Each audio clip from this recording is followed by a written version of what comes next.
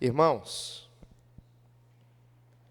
vamos abrir a palavra de Deus na Epístola aos Efésios. Hoje, irmãos, por conta do nosso acampamento de carnaval e, consequentemente, pela ausência de muitos irmãos, eu entendi que era importante eu dar uma pausa nos estudos que nós estamos fazendo aqui, no nosso curso de teologia, mais particularmente naquilo que concerne a doutrina dos últimos dias, a escatologia. E por conta, então, do retiro de carnaval, eu achei importante tratar sobre um tema que fosse importante para a vida da igreja, mesmo que não necessariamente estivesse relacionado àquele assunto que estávamos tratando. E para beneficiar os irmãos que estão no acampamento, nós só reiniciaremos os estudos bíblicos na próxima escola bíblica dominical. Mas hoje nós vamos ler Efésios capítulo 6, versículo 4, a fim de que possamos embasar tudo aquilo que iremos dizer aqui, nesta oportunidade. Os irmãos encontraram? Veja que texto, irmãos, importante para nós. E vós, pais, não provoqueis os vossos filhos à ira, mas criai-os na disciplina e na admoestação do Senhor. Vamos ler juntos, irmãos? E vós, pais, não provoqueis os vossos filhos à ira, mas criai-os na disciplina e na admoestação do Senhor. Amém. Vamos orar, irmãos? Nosso Deus. Abimael, por favor, ore ao Senhor.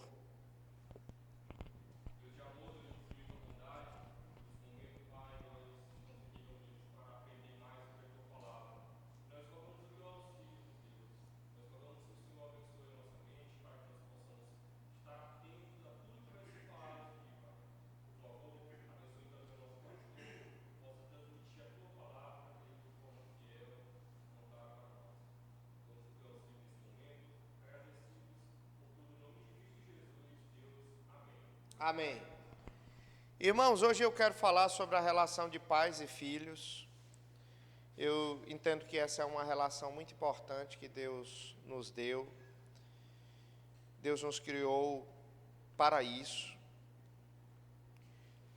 E a Bíblia nos ensina, à luz do texto que nós acabamos de ler, que os pais devem amar a Deus e criarem os seus filhos na disciplina e na admoestação do Senhor. E convenhamos, irmãos, essa não é uma tarefa fácil. É fácil, irmãos? Não é uma tarefa fácil. Muitos pais, inclusive, já até desistiram, já perderam as esperanças de educarem seus filhos na disciplina e na admoestação do Senhor. Eu tenho semanalmente aconselhado muitas pessoas. E não é novidade chegarem pais ao meu escritório. Eu não digo apenas de pessoas da igreja, mas eu atendo pessoas que não são da igreja. Na verdade, a maioria das pessoas que eu atendo não são da igreja. São de fora da igreja, da nossa igreja local, digo. E não é novidade muita gente chegar lá no meu escritório e dizer assim: pastor, eu queria que o senhor aconselhasse os meus filhos, porque eu não estou conseguindo lidar com eles e tudo mais. E geralmente esses filhos, irmãos, são crianças pequenas. E assim, eu me encontro quando os pais chegam para mim e dizem assim: pastor, eu queria que o senhor conversasse com os meus filhos.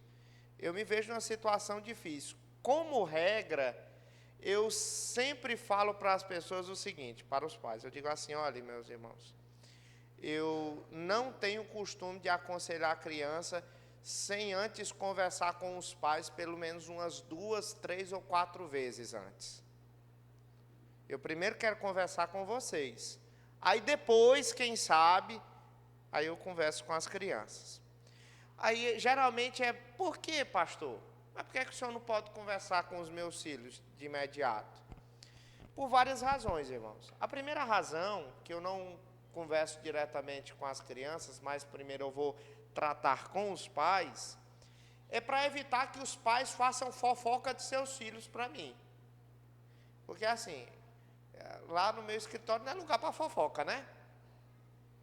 Então, muitas vezes, se você dá abertura para os pais falarem acerca de seus filhos, eles vão falar coisas muito particulares e, às vezes, coisas que os próprios filhos não sabem a respeito da opinião dos seus pais. Aí o pai vai dizer para quem? Vai dizer para mim, né? Então, não. Então, primeiro você tem que conversar com ele, expor para ele qual a dificuldade. Depois você vem conversar comigo. Mas essa não é a principal razão. Essa é uma das razões, Nayara. Mas a principal razão pela qual eu não vou diretamente aconselhar crianças se deve ao fato, irmã Giza, de que muitas vezes o problema não é só da criança, não. O problema é de quem, irmãos? Muitas vezes. Ou uma parcela de culpa. É dos pais, exatamente.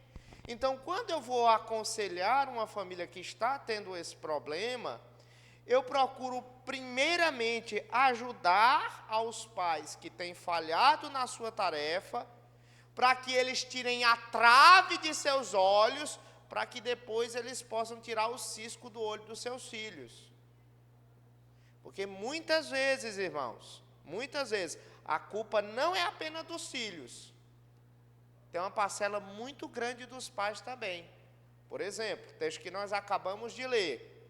Nesse texto aqui, o apóstolo Paulo, ele diz que muitos pais podem provocar os seus filhos à ira.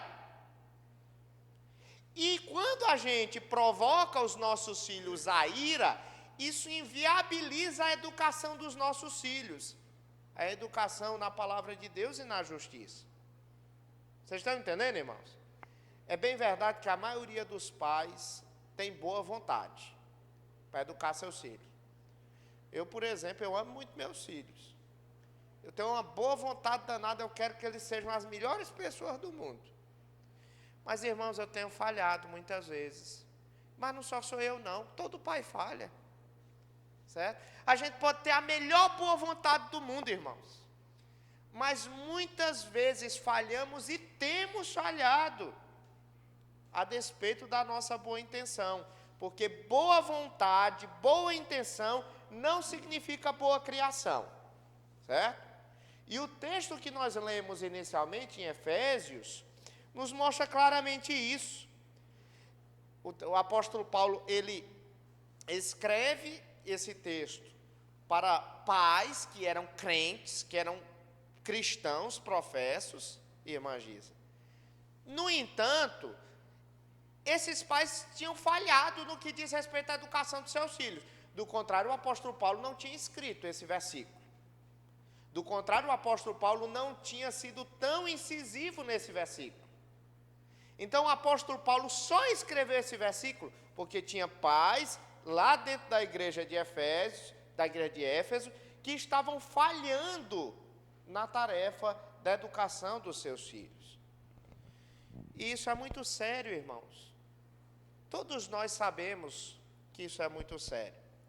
Por que é muito sério? Por que é sério você conduzir o seu filho à ira? Quando o apóstolo Paulo diz, pais, não provoquei os vossos filhos à ira.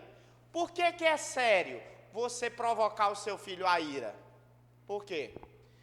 Porque, via de regra, a ira, ela é o primeiro passo que conduz à rebeldia.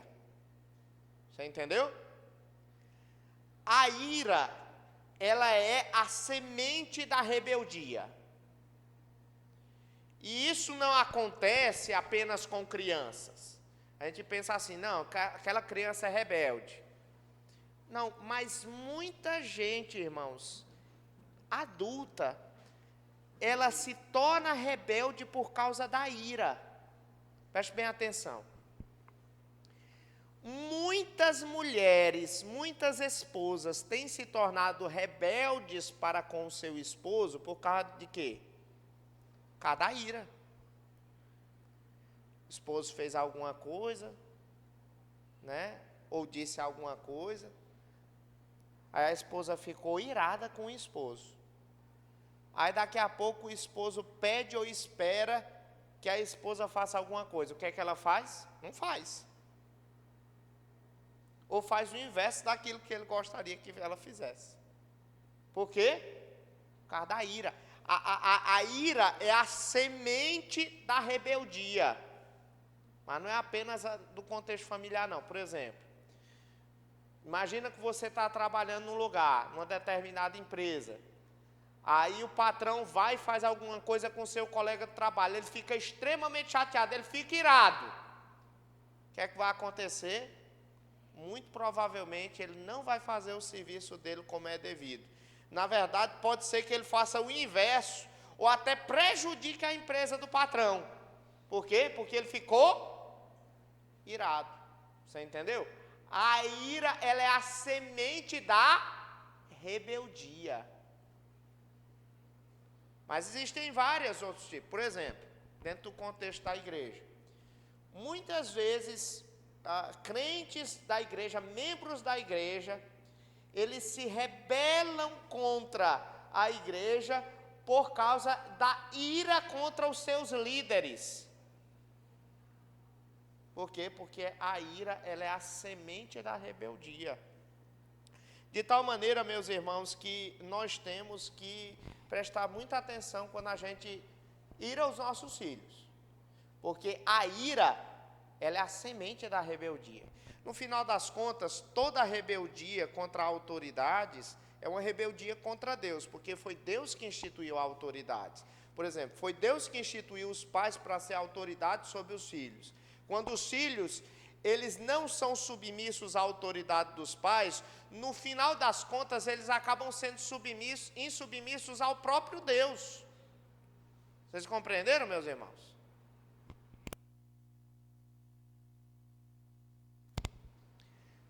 Muito bem. Vocês estão compreendendo, meus irmãos? Compreendendo, meus amados? Está claro para vocês até aqui? Então, essa é uma rebeldia. Então, não, está sendo rebelde contra o pai. Não, está sendo rebelde, no final das contas, é contra Deus, Nayara. Deus que instituiu os seus pais para que você seja submisso a eles. Tá? Ok, meus irmãos? Eu queria, nesse primeiro momento, vocês têm alguma pergunta para fazer até aqui? Tem duas perguntas, a irmã Giza e aí depois o irmão Neemias. Diga, irmã Giza.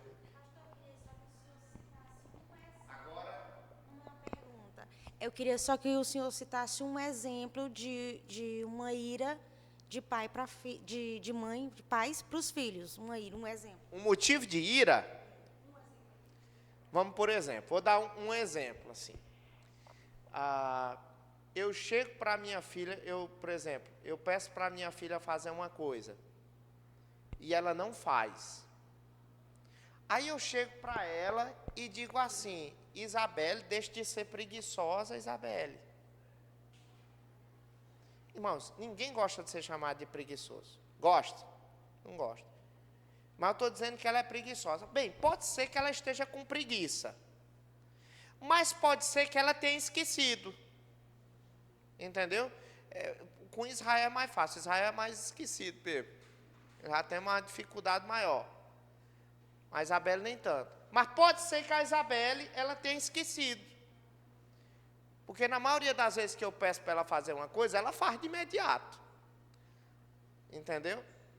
Aí ela fica triste, porque na cabeça dela é o quê? Eu tenho ela como preguiçosa, quando na verdade ela acha que ela não é. Sei lá, ela esqueceu. Aquilo é uma semente de ira dentro dela. Entendeu? Eu já vou mostrar como é que a ira, ela acaba redundando na rebeldia. É um processo de 5 passos, que começa com a mágoa e termina com a rebeldia. Já já vou mostrar para os irmãos como é que funciona. Entendeu? Vamos lá. Agora, irmão Neemias.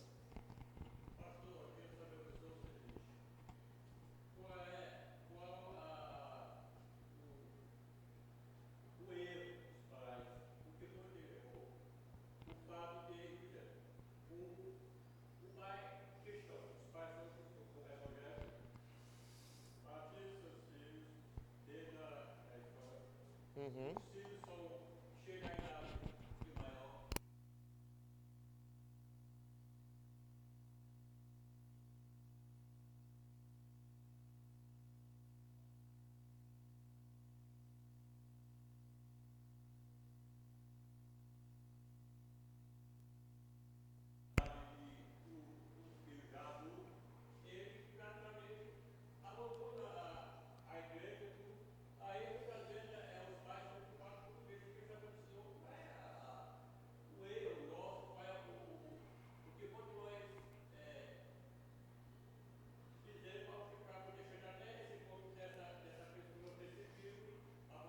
É.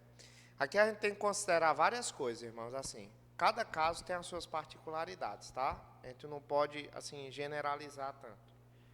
Mas a primeira coisa que a gente tem que admitir, irmãos, é que todos nós, como pais, temos falhado e temos errado. Todo mundo. Por quê, irmãos? Somos pecadores. Quem aqui, como pai, nunca errou? Levante uma das suas mãos. Irmãos, todos nós pecamos, todos nós erramos. A palavra de Deus diz que se a gente disser que não temos pecado, a gente mente contra Deus. Porque Deus diz que a gente é pecador, né? Então a gente tem falhado e falhado muitas vezes. Então, se dependesse de nós, irmão Neemias, os nossos filhos seriam um grande fracasso. A gente depende, sobretudo e ultimamente, na graça de Deus.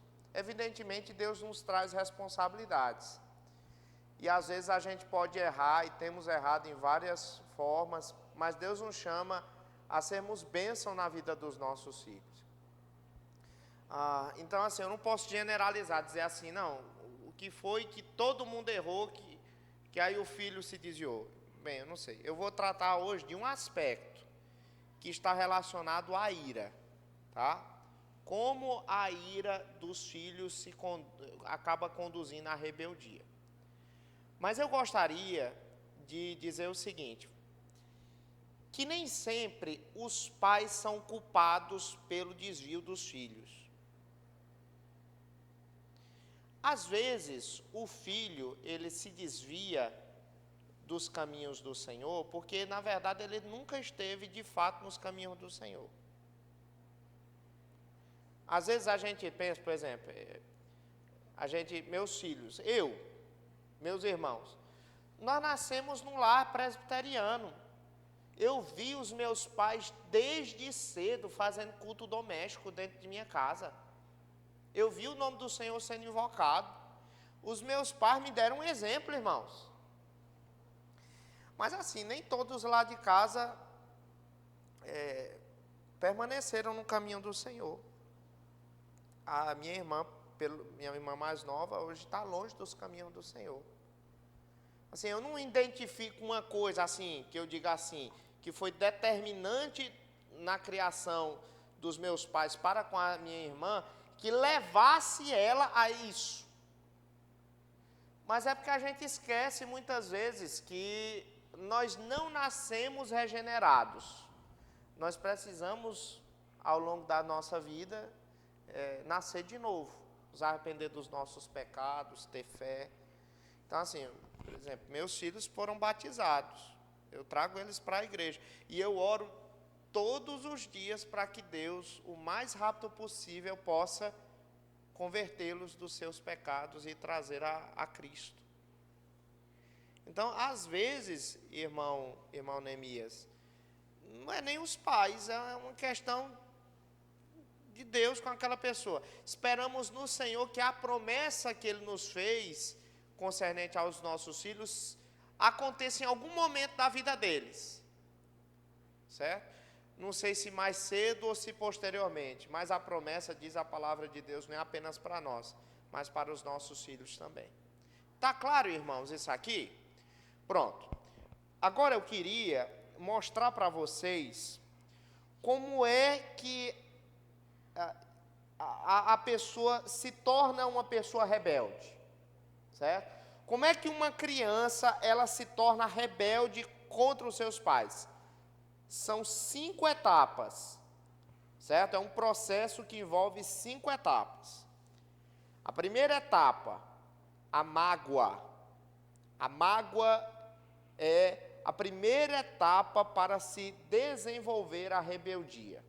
Abra, por favor, a palavra de Deus em Provérbios, capítulo 18, versículo 14.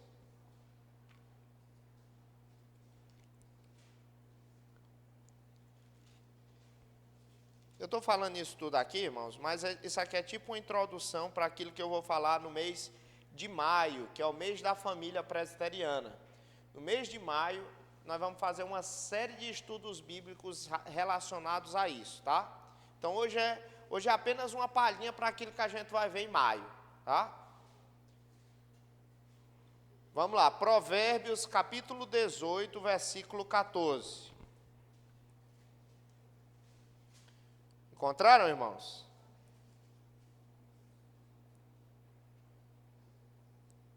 Diz o texto aqui: o espírito firme sustém o homem na sua doença, mas o espírito abatido,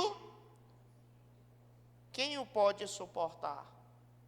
O espírito abatido, irmãos, uma pessoa magoada, uma pessoa triste com outra pessoa, diz aqui o texto, quem pode suportar? Olha que coisa interessante, irmãos, que coisa pesada, não é? Então, qual é o primeiro passo para a pessoa, ela resistir a outra, ela se rebelar contra a outra? É quando ela está com o espírito ressentido, magoado, não é? Então, via de regra acontece assim. Como é que uma pessoa fica magoada com a outra? Quando alguém lança uma ofensa contra ela, geralmente é assim. Aí a pessoa recebeu aquela ofensa e aí ela internaliza aquilo ali. Ela ficou ofendida. Aí vem a segunda etapa do processo de rebeldia, que é o quê? A amargura. A mágoa, ela acaba se tornando amargura, certo? Lá em Hebreus, no capítulo de número 12, Nayara, versículo 15, compara a mágoa a uma semente que produz uma raiz de amargura. Entendeu? É a mágoa que produz a raiz de amargura dentro da pessoa. A mágoa é a sementinha. Aí ela foi plantada no coração, aí o que é que vai acontecer? Daqui a pouco ela cria raízes, Nayara. Ah, Nayara, quando a mágoa ela é prolongada, ela cria raízes e é difícil de arrancar no coração. Entendeu? Vocês estão entendendo? Está entendendo, irmã Gisa? Amargura. E aí a amargura ela é o segundo degrau dentro da escada da rebeldia, certo? Então, quando é que a pessoa ela acaba levando a rebeldia, certo? Quando muitas vezes ela acaba guardando a mágoa dentro do seu coração. Por exemplo, preste bem atenção nisso. Quando a criança não responde biblicamente aquilo que deveria ser, ela acaba trazendo amargura dentro do seu coração. Por exemplo, eu como pai, aí eu magoo minha filha Isabelle. Qual é a resposta bíblica que ela deve ter? Por exemplo, ela deve me perdoar. Mas pode ser que ela não me perdoe, ela não responda biblicamente a isso. Outra coisa que a Bíblia pede para que nós façamos, né? Ignorar, entre aspas, o pecado, certo? Ou então perceber que aquilo não se tratava de uma ofensa. Isso é que a Bíblia ensina, quando alguém lhe ofender. Mas quando eu não trato biblicamente as ofensas contra mim, aquela ofensa, ela vai ser plantada no meu coração e dali vai surgir o quê? Amargura. Eu não vou mais olhar para a Nayara do mesmo jeito. Por quê? Porque eu estou magoado com ela. E aquela mágoa se tornou de tal maneira que se tornou uma amargura. Certo? O que é amargura, Nayara? É quando você fica repetindo aquela ofensa várias e várias vezes na sua mente. Isso é amargura. É quando a mágoa se transforma em amargura. A mágoa é quando você fica só naquele momento. Você ficou magoado. Fiquei magoado com o irmão Jean. Mas só foi naquele momento. Mas isso vai se tornar uma amargura quando eu fico lembrando. Toda hora. Toda vez que eu vejo o irmão Jean, eu lembro daquilo que ele fez comigo. Entendeu? Amargura. Vocês compreenderam a diferença entre uma e outra coisa? Certo? E aí a Bíblia diz que isso não é amor. Porque lá em 1 Coríntios, no capítulo 13, o texto que eu preguei no seu casamento, vem dizendo que o amor, não é, Nayara? Diz que o amor, ele não se ressente do mal. Ou seja, ele não fica remoendo, fica lembrando, não é? Então, muita gente parece que tem uma conta bancária do mal. Que tudo que as outras pessoas fazem de mal com ela, ela fica guardando. E isso, irmãos, é uma conta maligna. Porque vai fazer com que você seja uma pessoa amargurada. Tá? Então, em primeiro lugar, qual é o primeiro passo para você ver um filho rebelde? Qual é, Nayara? É a mágoa. A segunda é a amargura. A mágoa conduz à amargura. Terceiro, irmãos, é a ira.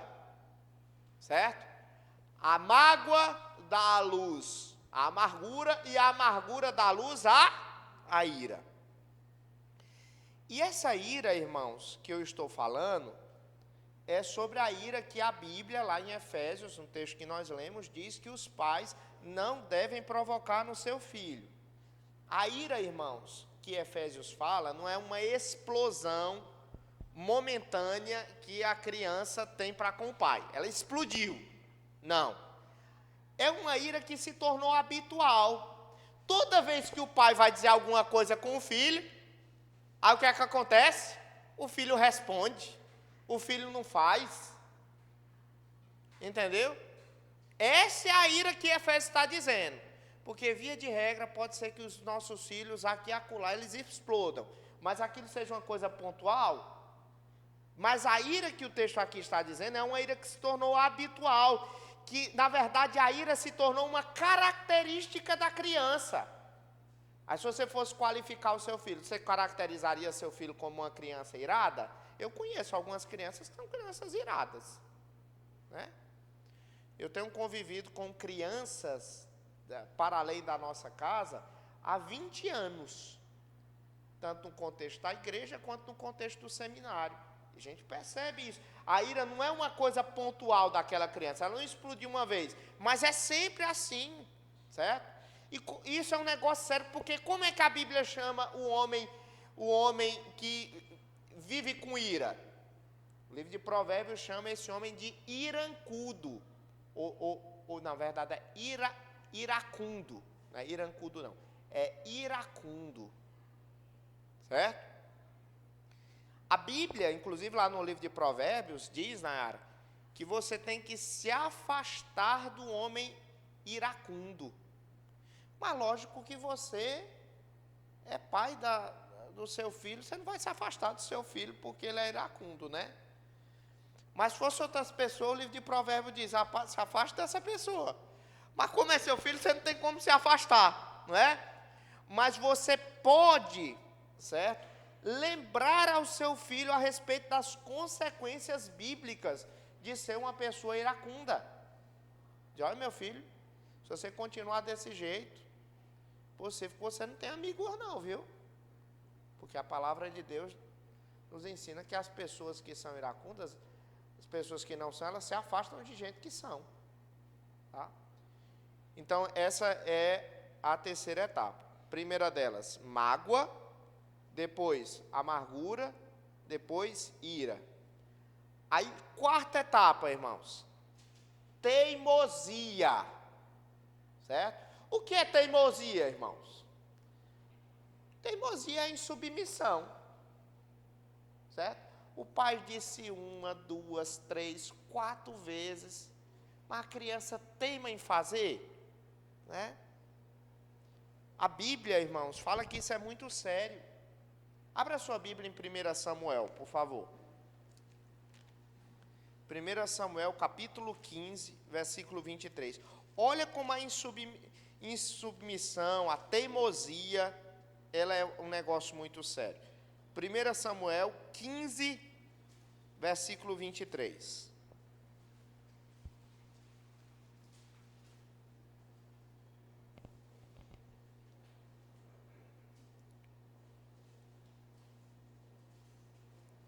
Olha o que é que Samuel diz aqui. Os irmãos encontraram? 1 Samuel 15, 23.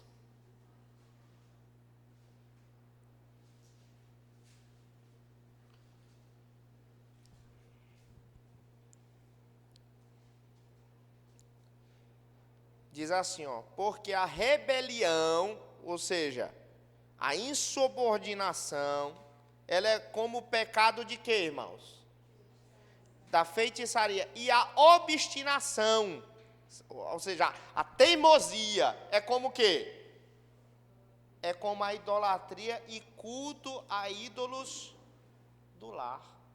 Irmãos, que coisa séria. O texto diz aqui que a rebeldia é como se ela equivalesse à idolatria. O culpado da rebeldia é como se fosse o culpado da idolatria. Qual é a relação entre a teimosia, a insubordinação e a idolatria? Qual é? É que tanto o idólatra quanto o insubmisso, teimoso, ele pensa que o governo da sua própria vida está na sua própria mão, não está na mão de outro. O idólatra, ele imagina que a vida dele está na mão dele na adoração daquele ídolo. O insubmisso também. Ele pensa que ele não deve satisfação ao pai dele, não. Ao verdadeiro pai dele, tem que prestar satisfação a outras pessoas, mas ao pai dele não. Certo? Então, essa é a quarta etapa. E a quinta é a rebeldia, né? A rebeldia é o último estágio daquilo que é o declínio espiritual de uma criança, de um jovem, de qualquer pessoa, certo? Então, uma criança que é rebelde, ela não é apenas uma criança irada, ela não é apenas uma criança teimosa, ela assumiu aquilo que Provérbios chama de uma pessoa insensata, certo? É uma pessoa que não pensa razoavelmente, faz o que dá na telha. E o livro de Provérbios nos fornece assim várias características do insensato. Eu vou dar 25 características que o livro de Provérbios diz do insensato. Aí eu quero que você faça um teste. Eu vou dar as referências bíblicas, eu não vou ler todos os textos, porque senão a gente não ia dar tempo, certo? Mas eu vou dar referência a todos os textos, tá? Eu vou pedir uma coisa, que você se compare primeiro, para ver se você é um insensato, tá? Aí depois você compara outras pessoas, na sua visão, porque primeiro a gente tem que tirar a trave dos nossos olhos, né, meus irmãos? Para depois tirar o cisco dos olhos alheios. Então, você olha, e aí depois você vê se você se compara, de fato, com um insensato. Veja só. Primeira característica do insensato. Ele despreza a sabedoria e a instrução. Provérbios 1, versículo 7. Você vai ensinar a pessoa a coisa certa, e ela diz, não quero ouvir. Não quero. É o que, Nayara? É um insensato.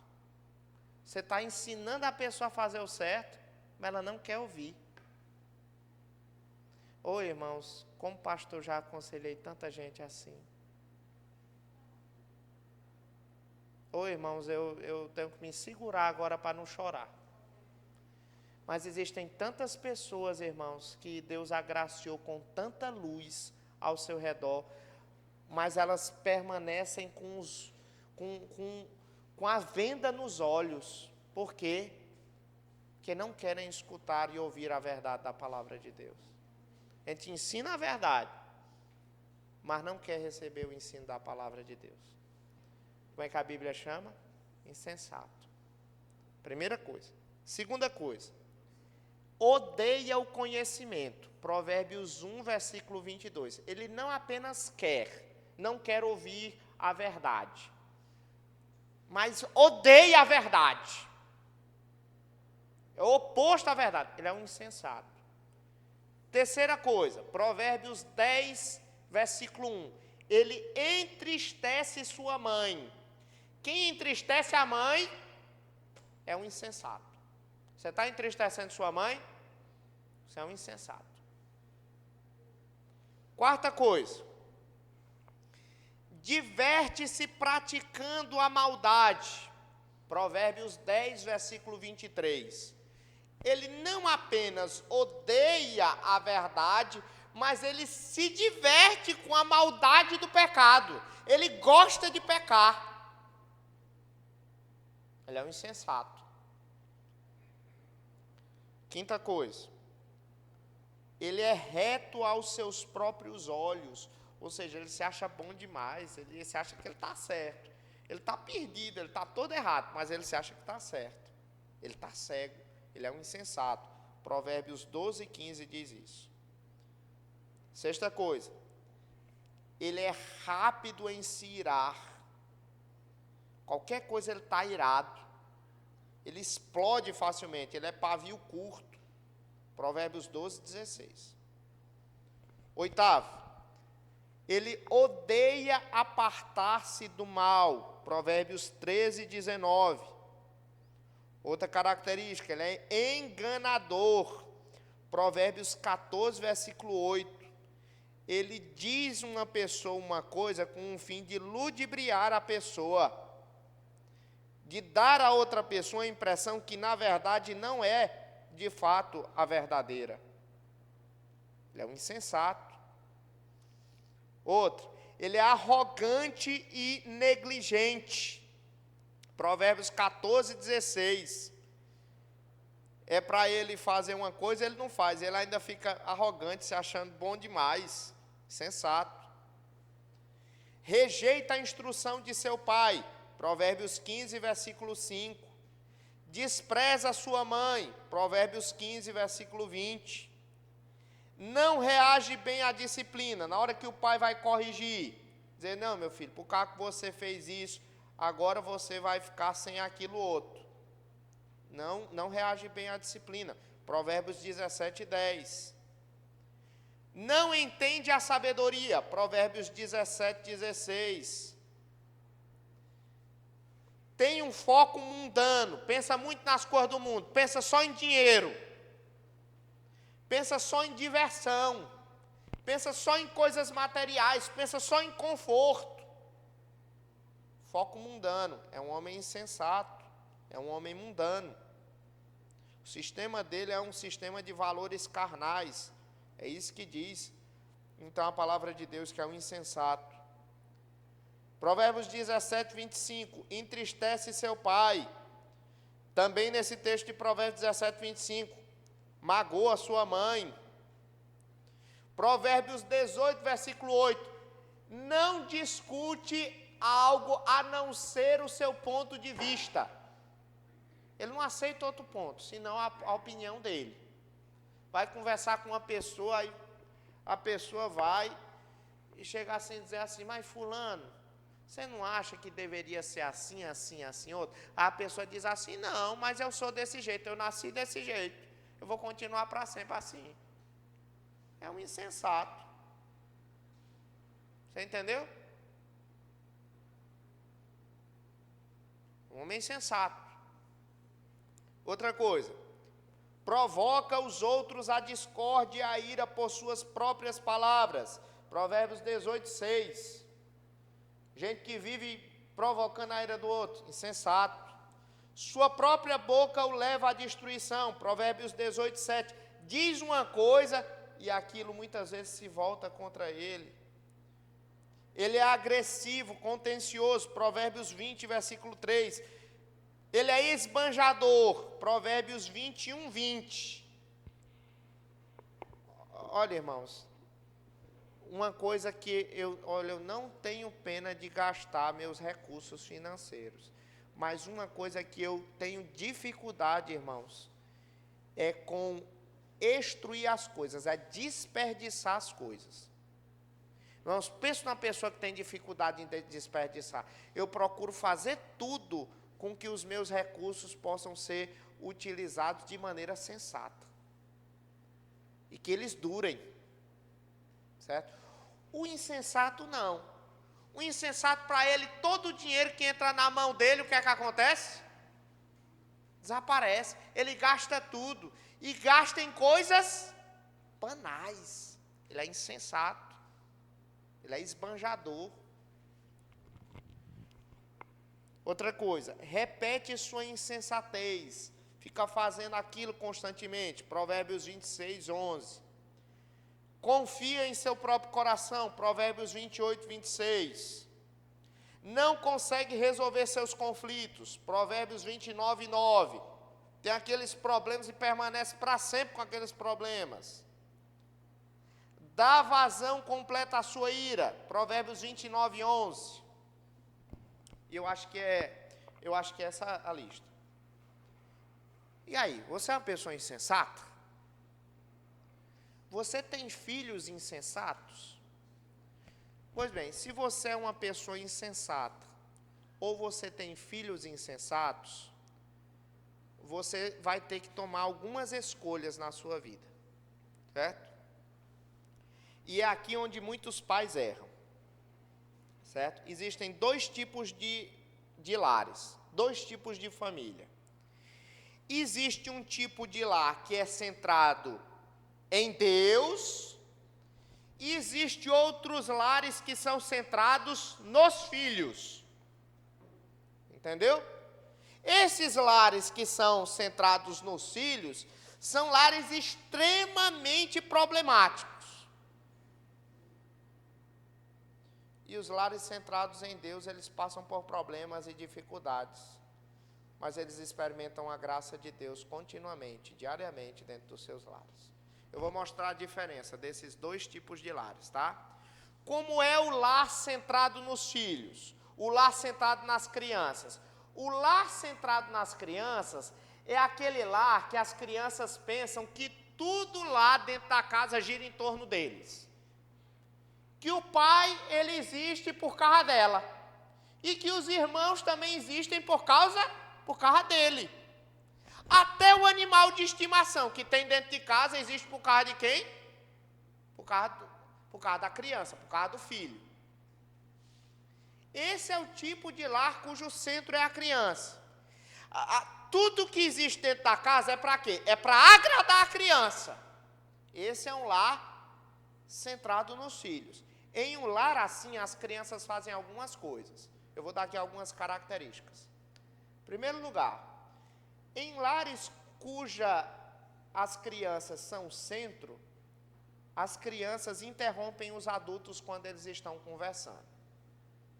Eu estou conversando aqui com a irmã Gisa, aí daqui a pouco chega meu filho. E na maior, interrompe a nossa conversa. Não pede nem com licença. Então, irmãos, tem alguma coisa de errado. Outra coisa, que crianças cujos lares são centradas nelas, eles fazem. A criança em lar assim usa de manipulação para conseguir aquilo que elas querem. Chega assim e diz assim, papai, eu queria tal coisa. Aí eu digo para assim, meu filho, eu não posso, esse mês o papai está sem dinheiro para comprar. Ô papai, pois eu vou ficar muito triste com o senhor. Porque isso aí, manipulação. Tem algumas crianças, irmãos, que fazem até greve de fome, acredita? Acredita um caso desse, irmão? Não vou comer. A manipulação maior é o choro, porque os pais não gostam de ouvir, a gente tem a paciência curta, né? Mas a maneira dos nossos filhos nos manipular mais é por meio do choro, tá? Mas existem outras formas mais sofisticadas para isso. Terceira coisa, a criança, cujo lar é o centro, ela dita o horário da casa. Ela diz a hora que quer dormir, ela diz a hora que quer comer. A casa não tem um padrão. A casa não tem um padrão, não tem uma rotina. Porque a criança vai dormir na hora que ela quer, acorda na hora que ela quer, come a hora que ela quer, estuda na hora que ela quer. Não. Pode. Terceira coisa, ou quarta, não sei. A criança em lares cujo centro é ela tem prioridade sobre as necessidades dos cônjuges. Por exemplo, quando a gente tem um bebezinho novinho, geralmente a gente coloca o berço dentro do nosso quarto. Ou então até coloca a criança na cama. Porque é muito cansativo, irmãos, não é? Não é cansativo? Às vezes a minha esposa, você estava exausta. Noite sem dormir, operada, é difícil. Mas é no começo, irmãos.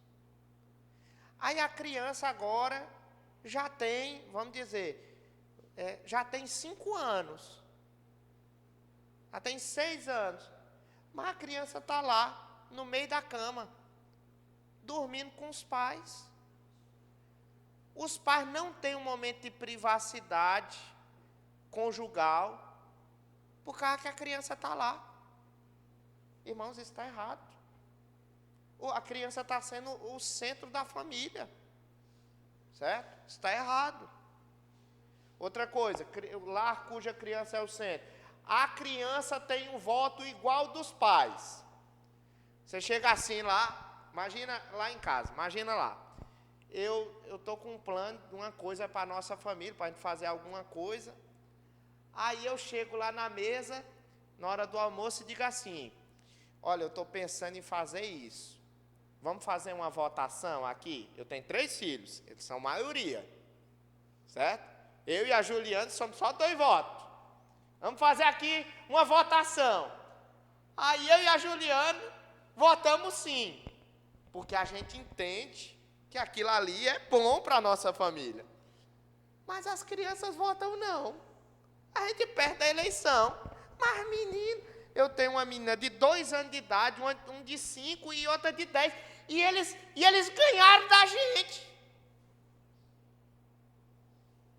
Mas menina, eu estou dizendo mesmo, de jeito nenhum. Eu sou o rei dessa casa. Eu é que manda aqui. Vocês têm que obedecer. Mas, rapaz, vocês são meus súditos aqui. Entendeu? Outra coisa. Lares cujas crianças são centro. As crianças, elas escapam das consequências dos seus pecados e dos seus erros. Elas pintam e bordam. E o pai e a mãe não disciplinam. Muitas vezes até o pai ou a mãe diz: olha, quando nós chegar em casa a gente vai se ver. Mas quando chega em casa, não. Aí o que é que a criança aprende? Quando o pai promete, a mãe promete e não cumpre a disciplina. O que é que vai acontecer? A criança vai aprender a testar o pai. Porque ela sabe que nem sempre aquilo vai acontecer. Ele disse uma coisa, mas não cumpriu. Então pode ser que eu faça de novo e ele não cumpra. Entendeu? Outra coisa. Crianças que moram em lares cujos centros são elas mesmas, elas falam aos pais de igual para igual, como se estivesse falando com uma criança da mesma idade. Lá em casa, os meus filhos não me chamam de você, eles me chamam de senhor. Entendeu? É respeito. Eu sou senhor. Você não, você fala com seus colegas. Eu não, é senhor. Tá? E nossos pais faziam isso conosco, não faziam, irmãos? Eu não podia chamar o meu pai de você, não. Ah, menino, se eu falasse você com ele, ele me dava uma tapa na boca, mas era rápido. Entendeu? E eu criei respeito com meu pai. Entendeu? Diga, irmão Neemias. Bastava olhar, exatamente. Repreensão pesada, certo? Outra coisa, a criança, ela é entretida, essa é a pior de todas. A criança, ela é entretida e afagada, em vez de repreendida, quando ela faz uma coisa errada. Entendeu? Então, ela faz uma coisa errada, você diz para ela não fazer, aí ela faz, aí você vai repreender ela começa a chorar. Aí o que é que você faz? Vem cá, minha filha, senta no colo, dá beijo, dá abraço, às vezes dá até algum presente para a criança ficar consolada, para parar de chorar. Meus irmãos, bem misericórdia, irmãos. Se a gente age desse jeito, irmãos, a gente está dizendo para as nossas crianças que elas são o centro e o foco da nossa casa. E é nesse contexto que, preste bem atenção nisso, é nesse contexto que a criança cresce pensando que a sociedade gira em torno dela. Que a sociedade é que tem que dar para ela o que ela deseja. E aí surge um bocado de marginal, viu, irmãos? Ela vai começar só a depender da bolsa do governo, bolsa disso, bolsa daquilo outro. Ela não vai assumir as suas responsabilidades. Tá? Esse é o lar cujo centro são as crianças. E o lar cujo centro é Deus, irmãos? O lar cujo centro é Deus, o foco não é agradar a criança, é agradar a quem? A Deus, certo? Mesmo que isso desagrade outras pessoas. Mas o meu foco é agradar a Deus. Eu não vou querer fazer aquilo que convém, eu vou querer fazer aquilo que é certo, porque o certo, irmãos, sempre fica mais barato, tá? Mas cedo ou mais tarde, o certo sempre é mais barato, certo? Então, o lar cujo centro é Deus, ele quer glorificar a Deus, em contraste com o lar cujo centro são as crianças, que quer servir e agradar as crianças, certo? Por exemplo, deixa eu dar um exemplo de um lar cujo centro é Deus. Um lar cujo centro é Deus, ele prioriza aquilo que tem lá em Gênesis no capítulo 2. Abra a sua Bíblia em Gênesis 2, 24. Segunda página da Bíblia. Gênesis 2, 24. Um lar que segue os princípios da palavra de Deus, vai observar o que tem lá em Gênesis 2, 24. Vamos ler. Leia comigo. Por isso deixa o homem pai e mãe, e se une à sua mulher, tornando-se os dois uma só carne. Irmãos, esse versículo aqui é muito famoso, não é? Esse versículo aqui, ele ocorre, salvo engano, 4 ou 5 vezes na Bíblia. Eu não me recordo. É um versículo que é muito repetido, Nayara. Por que ele é muito repetido? Porque esse versículo aqui, irmã Giza, ele é o versículo mais importante e específico sobre a família na Bíblia. Pense num versículo importante. Na Bíblia, esse é o versículo mais importante sobre família, certo? Porque, via de regra, os problemas que nós passamos dentro das nossas famílias e com nossos filhos dizem respeito à falta de observância deste versículo aqui. Preste bem atenção. A maioria dos problemas da nossa família se dá muitas vezes. De que maneira? Porque a gente não deixa a casa de pai e mãe. Certo? E a gente não se une a uma mulher tornando-se com ela uma só carne. Os problemas que a gente passa na família, via de regra, são esses aqui. Em algum grau, de alguma maneira, estão relacionados a isso. Então, quando duas pessoas, elas querem, certo, deixarem os seus lares, originais, para se unirem, se tornarem uma só carne, elas se tornam uma família, certo?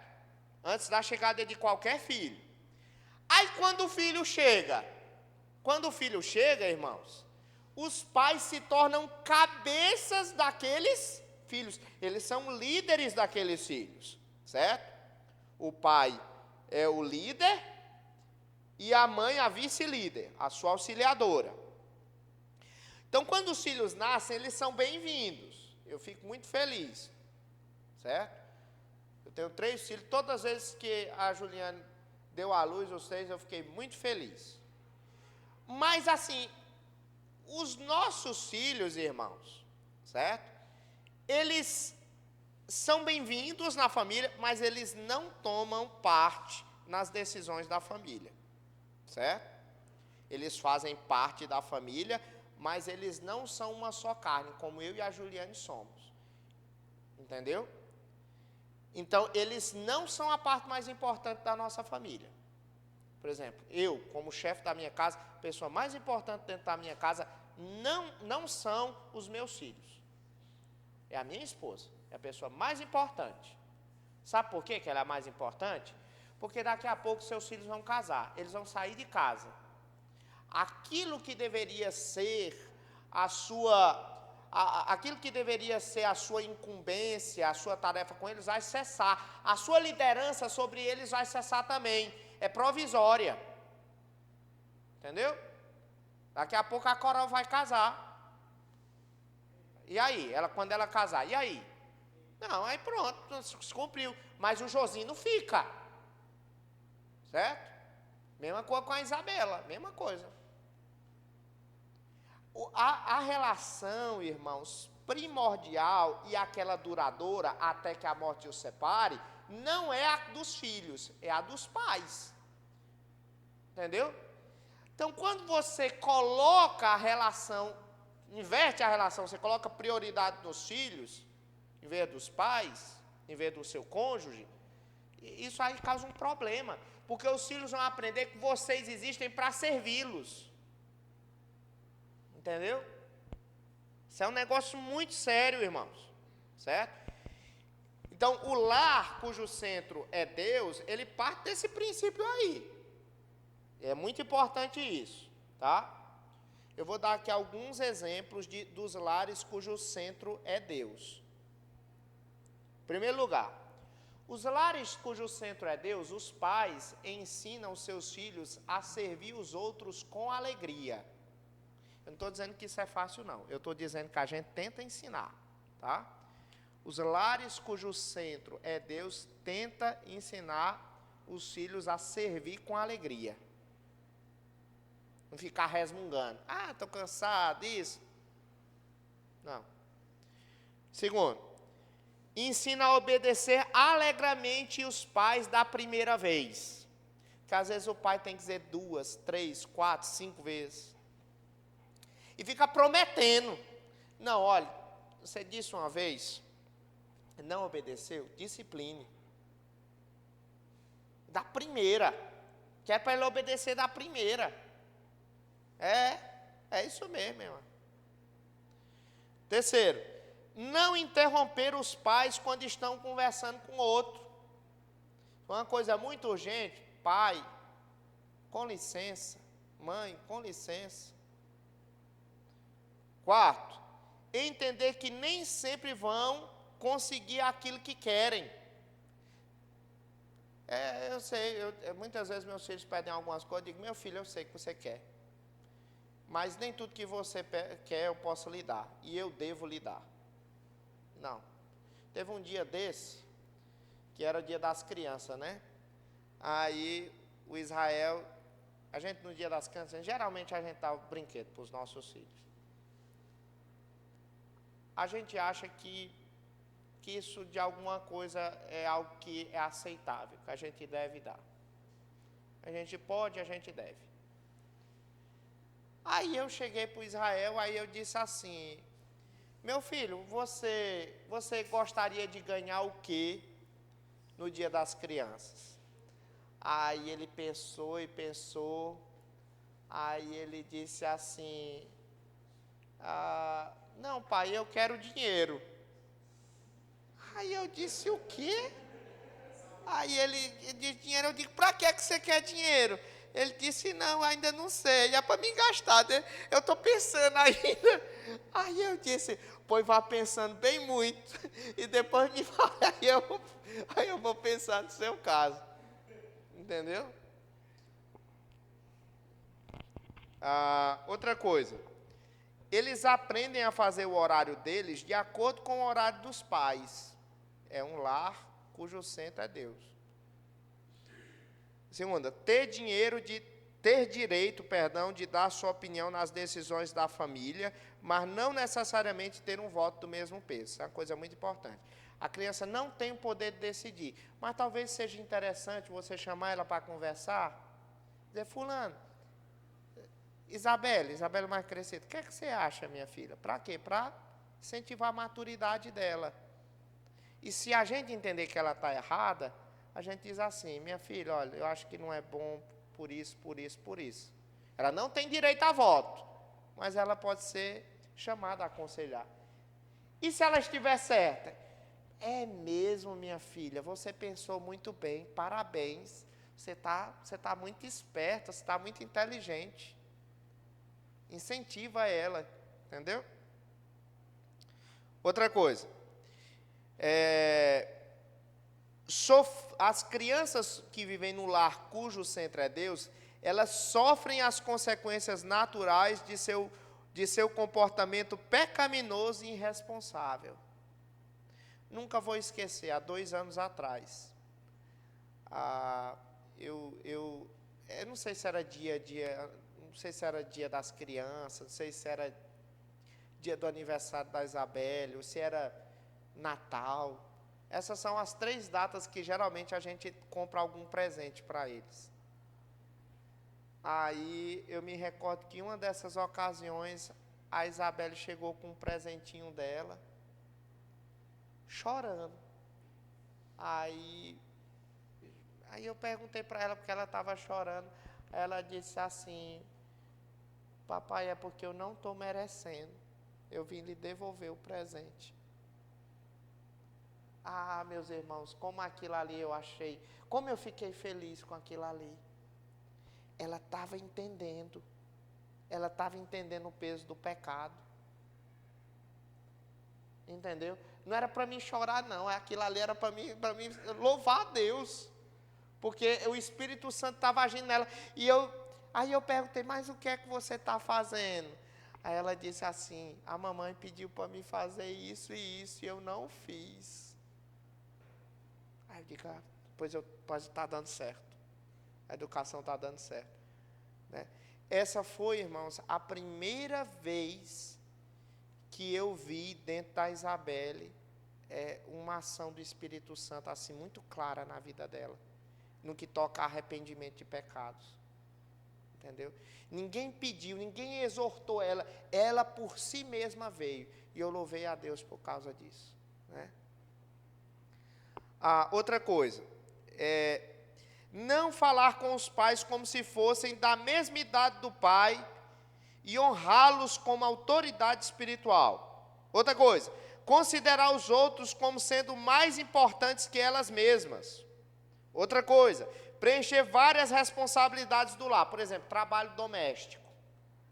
Irmãos, agora é o seguinte, lá em casa a gente não tem empregada doméstica. Lá em casa as crianças lavam louça. Até o Israel, viu? O Israel lava louça. E a Yasmin fica em cima da pia, lá fazendo alguma coisa. A gente não tem, a nossa casa é grande. E lá em casa é uma tarefa danada. Então eles têm que fazer alguma coisa. A Isabelle tem que varrer. A Yasmin pega uma vassourinha bem pequenininha, vai varrer, daqui a pouco larga. Mas todo mundo tem que ajudar nas tarefas de casa. Nós não temos dinheiro de contratar uma empregada doméstica. Nós não temos. Então eles têm que ajudar. Certo? Isso serve para educação, irmãos. Serve para educação. Tá? Isso é muito importante. Quando casar, os maridos vão agradecer, viu? Vão agradecer. Outra coisa, Os lares cujo centro é Deus, eles protegem seus filhos de más influências. É uma coisa muito pesada. Olha, se seu filho tem amigos que não prestam, faça de tudo para ele se ver longe daqueles filhos. Porque eles têm uma influência terrível sobre seu filho. Coloque seu filho para se envolver com gente que preste, com gente da igreja, gente temente a Deus. Entendeu? Ló, só para você ter uma ideia, Ló se mudou de cidade, resolveu mudar de cidade porque aquela cidade não prestava, Deus ia destruir. Se ensina muita coisa para a gente dentro da nossa família. Chegar a um ponto que a nossa vizinhança não presta, vou mudar de lugar, vou mudar de casa, que eu não quero perder meus filhos, quero que os meus filhos continuem temendo o Senhor, certo? Irmãos, estou terminando.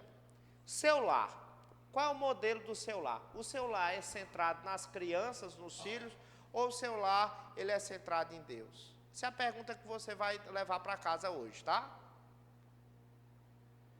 Se o seu lar for centrado nas crianças, nos filhos, por mais que você queira agradá-los, não dá certo. Deus não criou para ser desse jeito. Por isso seus filhos vão se irar. Você não vai conseguir satisfazer todas as exigências deles. Eles vão crescer e vão ser ingratos a você. Mas dependa de Deus. Faça o lar, com o seu lar seja um lar temente ao Senhor. Deus continuamente vai derramar graça sobre o seu lar. E nós vamos viver de modo que Deus deseja, tá? Eu espero em nome de Jesus que seja assim. No mês de maio, nós vamos ter vários estudos bíblicos a esse respeito. E eu espero em nome de Jesus que naquela ocasião nós possamos ser muito edificados. Eu quero encerrar colocando aqui os irmãos para perguntas. Os irmãos hoje estão calados, muito calados. Eita, irmão Johnny. Vamos lá, irmão Johnny.